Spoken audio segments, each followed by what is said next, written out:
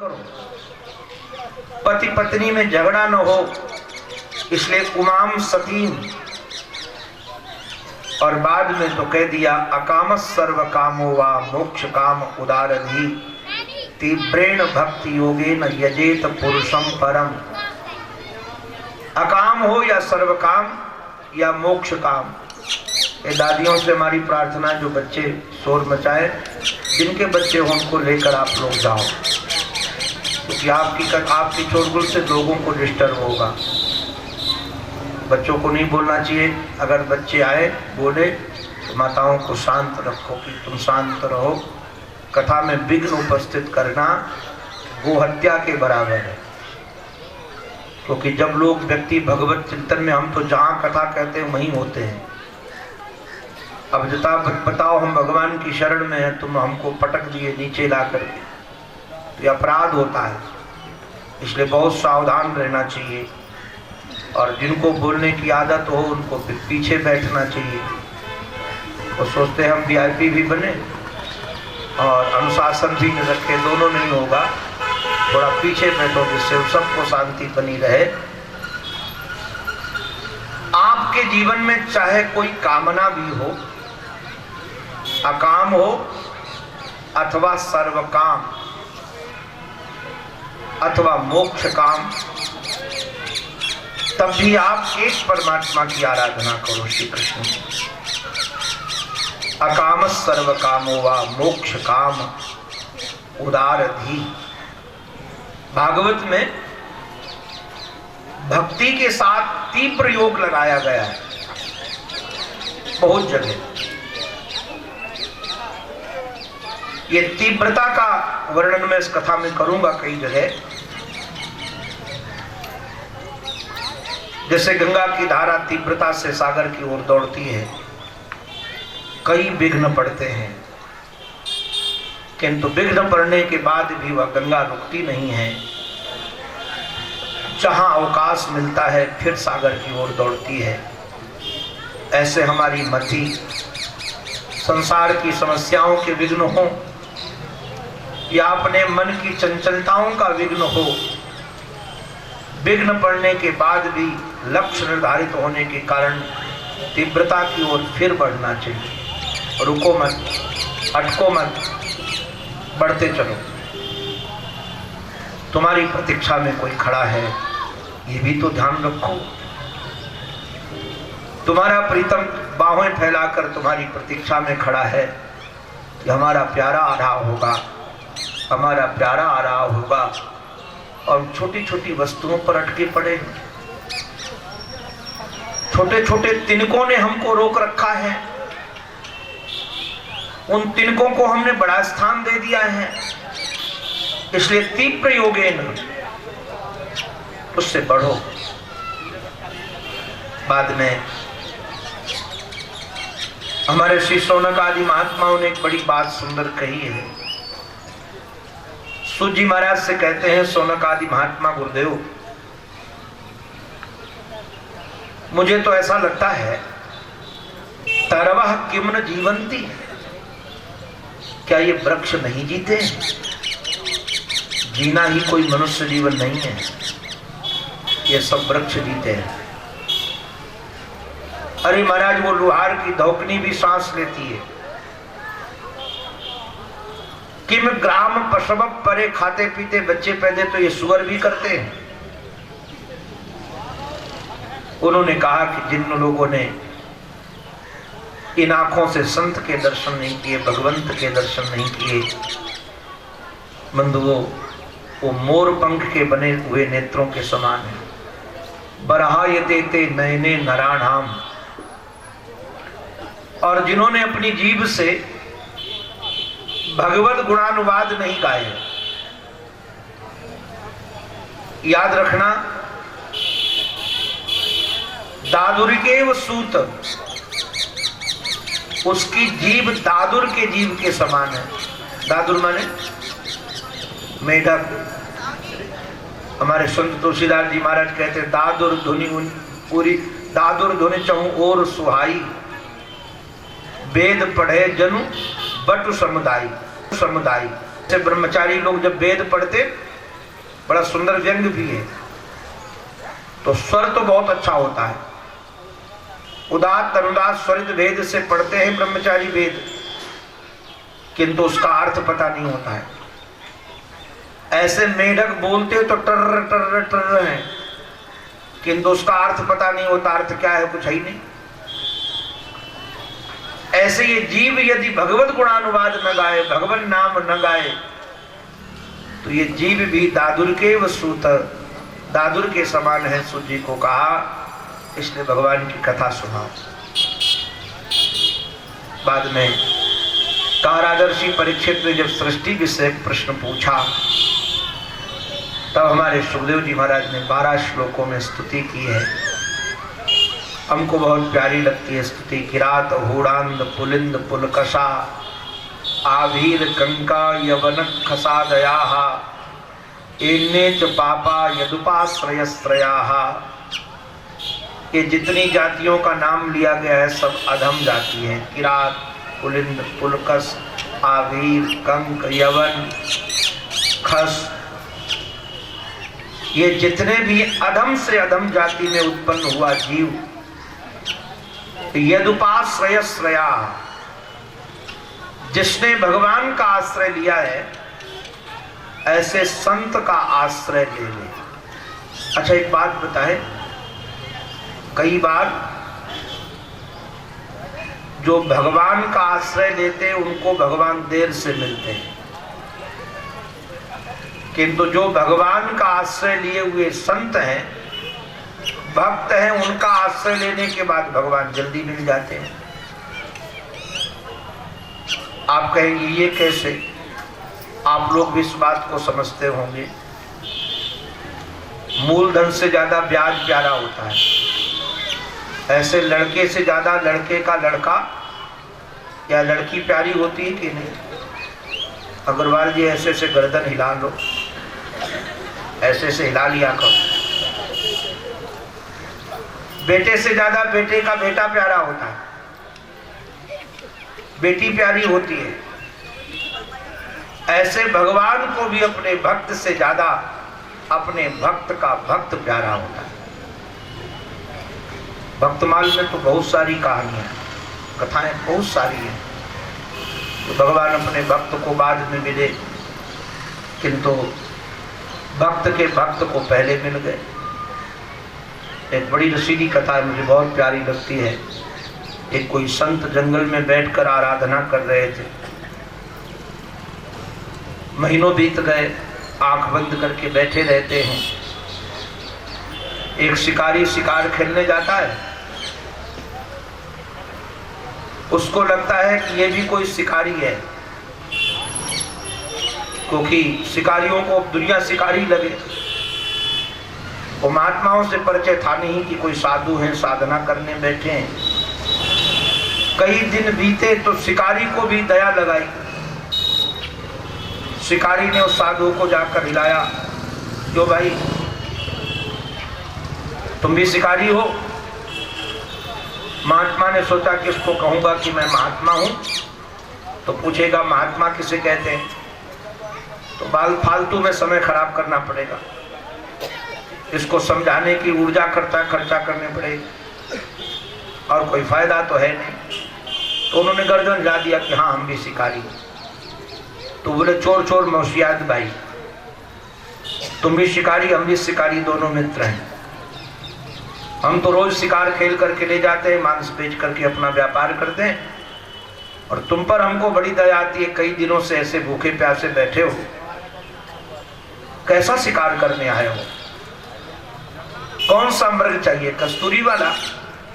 कैसा मृग चाहिए? तुमको कोई विशेष शिकार चाहिए?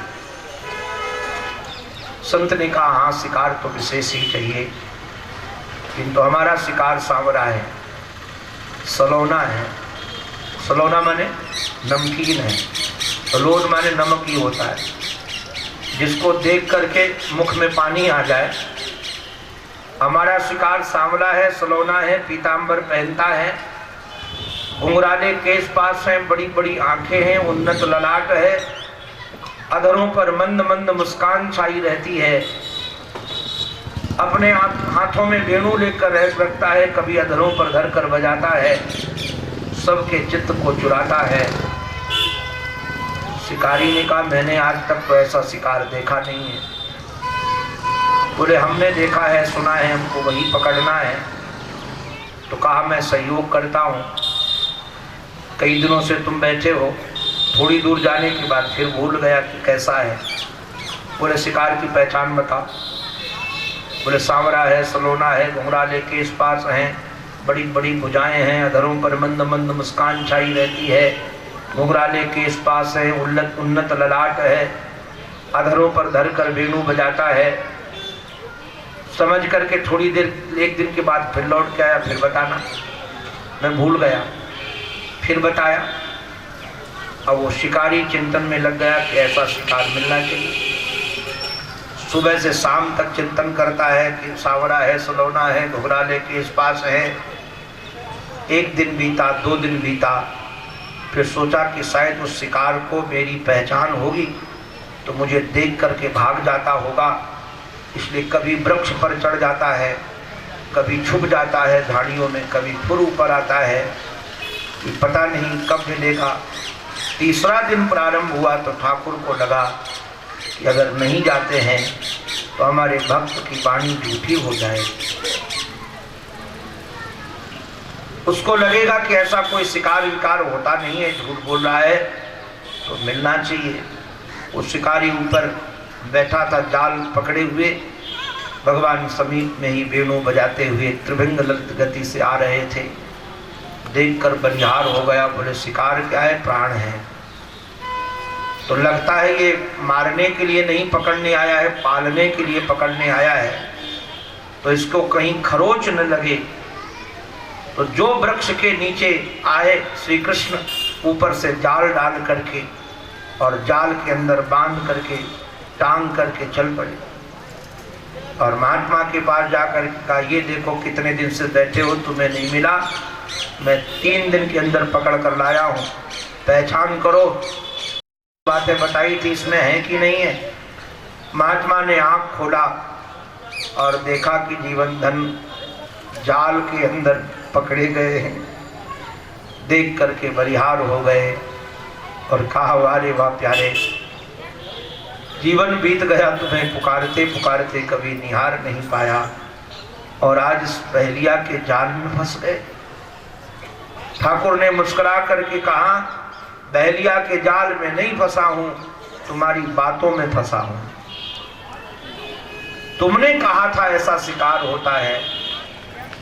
सच कहे भगवान अपने भक्त की वाणी को सत्य करते हैं। प्रत्याभाषितम, ऐसे महाराज कोई कीर्तन करे, कोई स्मरण करे, कोई गान करे, कोई ध्यान करे, उसके जीवन में भी भगवान प्रकट हो जाते हैं। ऐसे भगवान सोलंक श्रेष्ठ भगवान बचांस में मेरी वाणी के संग महाराज अलंकार बने। बाद में सुखदेव जी महाराज ने स्तुति करके बड़ी रसीली बात कही। ये पुराणों की अभिव्यक्ति का एक बहुत सहज सरल प्रयोग है। वेद में केवल दर्शन होता है, दृष्टांत नहीं होते। बहुत कम दृष्टांतों का वर्णन है, किंतु पुराणों में दर्शन की बात निश्चित रूप से दृष्टांत से ही प्रयुक्त की जाती है। अब यहां वर्णन किया कि एक दिन नारद जी महाराज अपने पिता के दर्शन के लिए गए, ब्रह्मा जी के। तो पिताजी ध्यान में बैठे थे। ध्यान से जब उठे तो नारद जी ने प्रणाम करके कहा, आप तो पूर्वेशाम अपि पूर्वजः, मैं तो सबसे परे सबसे बड़ा आपको ही समझता था। आप ध्यान करते हैं तो किसका ध्यान करते हैं? ब्रह्मा जी ने कहा कि पुत्र एक बात कहूं, ऐसा नहीं कि तुम जानते नहीं हो कि मैं किसका ध्यान करता हूं, तुम जानते हो, किंतु मैं सृष्टि की संरचना में लग गया तो तुमको हमारे ऊपर करुणा लगी होगी। कि रजोगुण में इतना बह गया है कि पता नहीं अपने प्यारे की स्मृति इसको है कि नहीं। उस करुणा के कारण तुमने हमसे प्रश्न पूछा है, मैं बताता हूं। कहा जिनकी माया से मोहित होने के बाद लोग मुझे जगत गुरु कहते हैं। यन माया मोहिता, जगत गुरु तो केवल हमारे वही आराध्य हैं, दूसरा कोई जगत गुरु हो भी नहीं सकता है, किंतु मोहित लोग मुझे ही जगत गुरु कहते हैं। और देखो पुत्र, एक बात कहूं, जब ये सृष्टि नहीं थी उस समय जल ही जल था। जल में एक कमल का प्रादुर्भाव हुआ और कमल में मेरा प्राकट्य हुआ। मैंने अपने कारण को निहारने के लिए बड़ा प्रयास किया, खोज खोज करके हार गया कि मुझे बनाने वाला कौन है। तो आकाशवाणी सुनाई पड़ी, स्पर्शेषु यद षोडश मेघ विंशम, तप करो तप करो तप करो। हजारों वर्ष तप में लगने के बाद उस प्रभु का दिव्य धाम का दर्शन हुआ और बाद में प्रभु के दर्शन हुए। ऐसे हमको निहार रहे थे। भृत्य प्रसादाभिमुखम दृगासवम, उनकी आंखों से मेरे लिए अमृत टपक रहा था, दृगासव टपक रहा था। बाद में हृदय से हृदय मिलाकर, हाथ से हाथ मिलाकर के कहा कि पुत्र तुम सृष्टि की संरचना करो। मैंने कहा कि पिताजी, इस सृष्टि की संरचना में एक बहुत बड़ी हानि है, आप लोग भी जरा सावधान हो जाना। अपनी बनाई हुई रचना से अपने को प्रेम हो जाता है। कई माँ बाप तो बच्चों को मकान भी नहीं तोड़ने देते हैं। बच्चे नया मकान बनाना चाहते, बोले मैंने उसको बनाया है इसलिए मैं तो नहीं तोड़ने दूंगा। अपनी रचना से राग, तो कहा सृष्टि हम बनाएंगे तो इसमें हम फंस जाएंगे। ब्रह्मा जी महाराज को परमात्मा ने 4 श्लोक दिए हैं। इसी का नाम चतुश्लोकी भागवत है। ज्ञानम परम गुह्यम में यद विज्ञान समन्वितम, सरहस्यम तदंगम च गृहाण गदितो मया। ये 4 बातें आप भी समझ लेना। अगर 4 बातें आप लोगों ने समझ ली तो दुनिया में कहीं भी रहो, किसके भी साथ रहो, आपका चित्त अशांत नहीं होगा। ये चतुश्लोकी भागवत बहुत काम की। इसी का विस्तार 18,000 श्लोकों में। मैं संक्षेप में ही कह सकूंगा। 4 बातें जो ध्यान देने लायक हैं इसमें। पहले इस जगत के मटेरियल को देख लो, किससे बना है जगत। मटेरियल का यदि बोध होता है तो फिर ज्यादा कलह नहीं होता। जैसे आप लोग जानते हो, पता नहीं यहां मध्य प्रदेश में ये प्रणाली है कि नहीं, जब दिवाली का दिन होता है,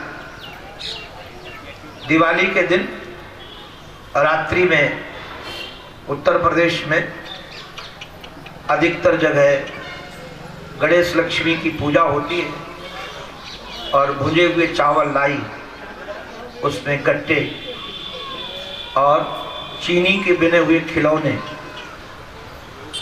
कोई हाथी बना होता है, कोई घोड़ा बना होता है, कोई इसमें कोई राजा कोई रानी। अब बच्चे झगड़ते हैं कि हमको राजा नहीं रानी चाहिए, हमको घोड़ा नहीं हाथी चाहिए। किंतु बड़े लोग झगड़ते हैं उस प्रसाद में कि हमको घोड़ा दे दो, हमको घोड़ी दे दो। उनको पता होता है कि घोड़ा और घोड़ी, राजा और रानी में सब एक ही मटेरियल लगा है, खान है। हमारे एक महात्मा सुनाते हैं कि दीपावली के दूसरे दिन एक सज्जन के यहाँ महात्मा पहुंच गए। तो सुबह सुबह का समय था, तो जो महात्मा पहुंचे उनके शायद 2 पुत्र 3 पुत्र थे। छोटे छोटे थे। एक ने कहा कि मैं तो महात्मा खाऊंगा, दूसरे ने कहा कि मैं 2 खाऊंगा, तीसरे ने कहा कि हमको तो 3 चाहिए, 4 चाहिए। महात्मा सोचने लगे जिसके बच्चे इतने खतरनाक हैं कि महात्मा खाते हैं, तो महाराज वो चुपचाप उठकर भाग पड़े। वो महात्मा हमारे बड़े विनोदी, रामायण की कथा सुनाते हैं, वो हंसाते ही रहते। तो कहा महात्मा भागे, और भाग करके निकल कर गए तो घर वालों ने देखा, माता पिता ने, महात्मा भाग गए सुबह सुबह। तो पीछे पीछे दौड़े, तो महाराज उनको लगा कि ये और खाने वाले, हमको लगता है यहीं खा जाएंगे। तो पकड़ लिया, जो पकड़ा, महाराज अपराध हुआ, क्यों भाग कर आए, वापस चलो वापस चलो। तो सोचे वहां जाएंगे तो सब मिलके खा जाएंगे। उन्होंने कहा मुझे जाना नहीं तुम्हारे घर में। बोले महाराज बात क्या हुई? बोले तुम्हारा एक बेटा कहता था महात्मा खाऊंगा, दूसरा कहता था 2 खाऊंगा, तीसरा कहता 4 खाऊंगा, और मैं तो 2 ही हूं। उन्होंने सर पटक करके कहा महाराज वो चीनी के खिलौने जो बनकर आए उसमें महात्मा बना हुआ है। आप समझ गए होंगे दृष्टांत। बड़े लोग कभी झगड़ते नहीं हैं आकार विकार को, नाम को देख करके। ऐसे ही संसार के स्वरूप का बोध हो जाए तो राग द्वेष से बचोगे। भगवान ने पहले श्लोक में एक बात कह दी, अहम एव आस अग्रे न अन्यः सत असत परे। जब ये सृष्टि नहीं थी तब मैं ही मैं था, न सत था न असत था, इन सत और असत से परे था। और जब सृष्टि नहीं रहेगी तब मैं ही मैं रहूंगा। भैया ध्यान रखना, सिद्धांत बड़ा रसीला है। जब संसार नहीं था तब भी परमात्मा था, और जब